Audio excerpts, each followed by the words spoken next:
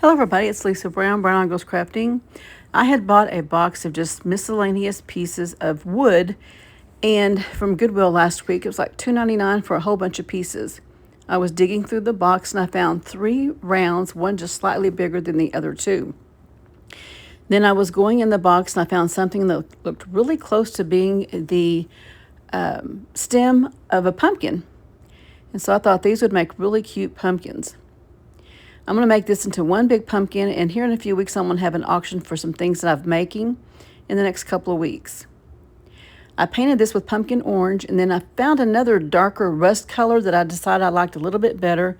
So I started putting that around it, and then I realized I had everything all the same color, so I started mixing in a little bit of yellow here and there just to kind of give it a little bit different colors. And then I decided I'm just going to make this thing look grungy, for lack of better words.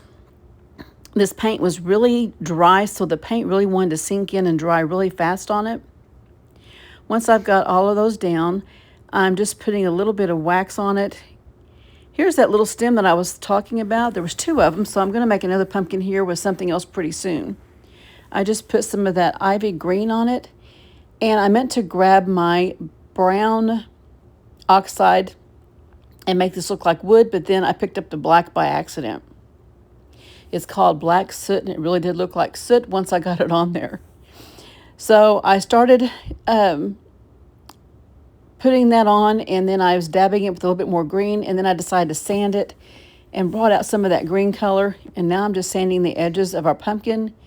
And then I'm going to come in with some of the Dixie Belle Best Dang wax around the edges there just to kind of darken those raw wood edges. This turned out really, really cute. Once I've got this down, I did glue this with Stick Fast, and you can see I've got it there already put together. These pieces were really not level. They weren't, they were smooth, but they just weren't a level piece. They had a lot of knots and bumps on them. I put a little bit of raffia on the bottom, a little bit of the Spanish moss around the stem there. And this stem fit perfectly in there, so I think this is what it was intended for. Now I'm just taking some leaves off of a pick that I got and made a little raffia bow. And you can see the back of it there. It doesn't look too bad, that bright orange, but I like the darker better. I glued on the little raffia bow. I decided to add on 1 or 2 more little leaves. And then I remembered I'd printed out some tags that didn't want to print out right. So I am going to take one of those and I'm just going to trim it down a little bit. Once I get the file fixed, I will put them on my page.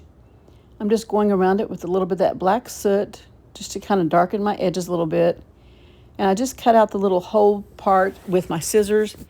I put a little piece of raffia in it to make it look like it was tied on. I'm going to trim that raffia off of it, and we're going to glue it right there underneath our little bow. Hope you guys all enjoyed this short little video tonight. We'll see you guys all tomorrow. Goodbye, everybody.